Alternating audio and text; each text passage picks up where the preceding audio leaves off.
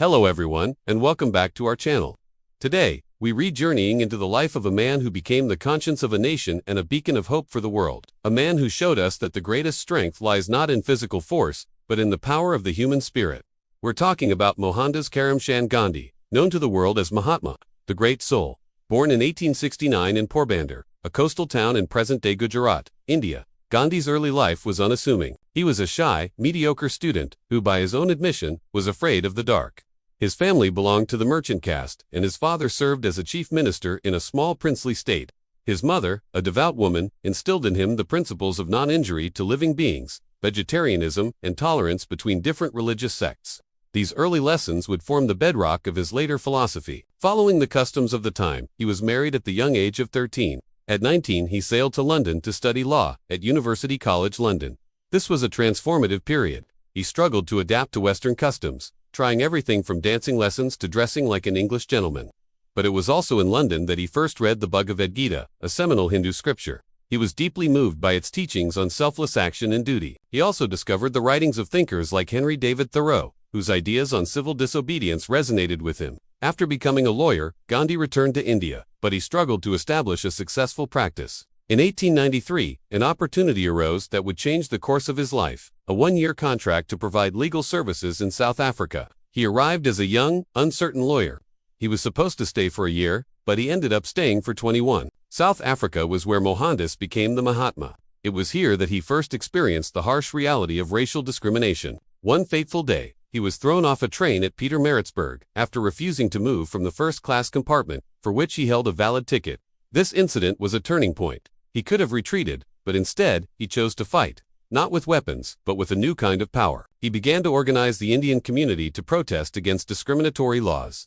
He developed a method of nonviolent resistance he called Satyagraha, which translates to truth force or soul force. It was a philosophy of active, yet peaceful, opposition to injustice. Satyagraha was not passive acceptance of wrongdoing. It was a courageous and disciplined struggle for truth, using tools like civil disobedience, boycotts, and fasting. During his 2 decades in South Africa, Gandhi was arrested multiple times, but he never wavered. He honed his principles and demonstrated to the world that an unarmed, oppressed minority could challenge a powerful government. When Gandhi returned to India in 1915, he was a changed man. He had a clear mission to free India from British rule and to fight for the rights of its most downtrodden people. He traveled extensively across the country, seeing firsthand the poverty and exploitation under colonial rule.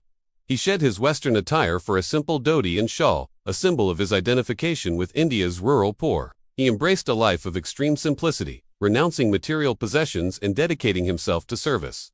His leadership of the Indian National Congress transformed it from an elite debating society into a mass movement. He launched his first major nationwide Satyagraha campaign in 1919 to protest the repressive Rowlatt Act. Then came the non-cooperation movement of the early 1920s, which called for a boycott of British goods, courts, and schools. Millions of Indians answered his call. The British Empire, the largest the world had ever seen, was being shaken by a man armed only with a philosophy of peace. Perhaps the most iconic moment of this struggle was the Salt March in 19... The British had a monopoly on salt production and imposed a heavy tax on it, making it unaffordable for the poor. Salt was a basic necessity of life. To protest this unjust law, Gandhi, then 61 years old, decided to walk 240 miles from his ashram to the coastal village of Dandi. He started with a small group of followers, but as he walked, thousands joined him.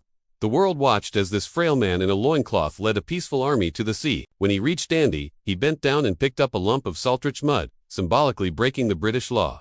This simple act of defiance inspired millions across India to make their own salt, leading to mass arrests and galvanizing the independence movement. Gandhi's philosophy extended beyond political freedom. He dreamed of a new India, a society free from caste discrimination and religious strife. He championed the cause of the untouchables, whom he called Harijans, or children of God. He undertook fasts to protest their mistreatment and advocated for their inclusion in all aspects of life. He also worked tirelessly for Hindu-Muslim unity, believing that India's strength lay in its diversity. He often said, "I am a Hindu, I am a Muslim, a Christian, and a Jew." His vision was one of Sarvodaya, the welfare of all. But his path was not without immense challenges. His commitment to nonviolence was tested time and again. He suspended his own movements when they turned violent, believing that the means were just as important as the end. His efforts for unity were tragically undermined by the partition of India in 1947. Which led to widespread violence between Hindus and Muslims. Gandhi was heartbroken.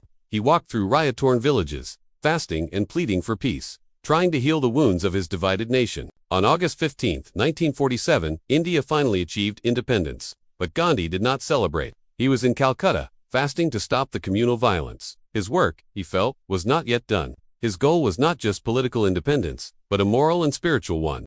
Tragically, just a few months later, on January 30, 1948, Mahatma Gandhi was assassinated by a Hindu nationalist who opposed his message of tolerance and peace. His last words were "He Ram," or "Oh God." The light, as Prime Minister Nehru said, had gone out of their lives. But had it, Gandhi's life was his message. He showed the world that one person, armed with truth, courage, and compassion, could change history. His principles of nonviolent resistance inspired countless leaders and movements across the globe. From Martin Luther King Jr. in the American Civil Rights Movement to Nelson Mandela in his fight against apartheid in South Africa. Albert Einstein famously said of him, "Generations to come will scarce believe that such a one as this, ever in flesh and blood, walked upon this earth." He taught us the power of simplicity in a world obsessed with materialism. He demonstrated unwavering courage in the face of tyranny. And he lived a life dedicated to truth, no matter the cost. His legacy is not just in the freedom of India, but in the timeless idea that we can create a better world, not through conflict, but through understanding, love, and the relentless pursuit of justice. Thank you so much for joining us on this look into the incredible life of Mahatma Gandhi. His story is a powerful reminder of the change we can all be in the world. If you found this video inspiring, please give it a like and subscribe to our channel for more stories of remarkable lives. We'll see you in the next one.